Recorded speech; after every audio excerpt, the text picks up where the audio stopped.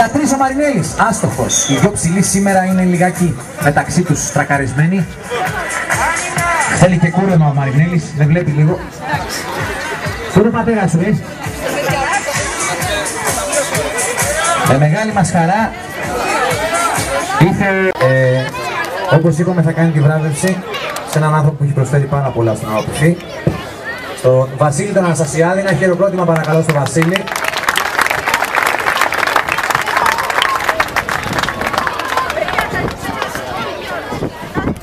Να του δώσω τη διάκριση σε αυτή τη πλακέτα που είναι.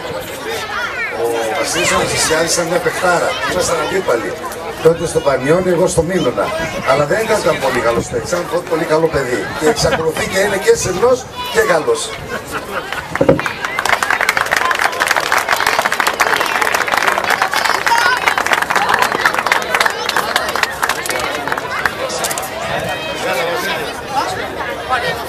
Γεια σας.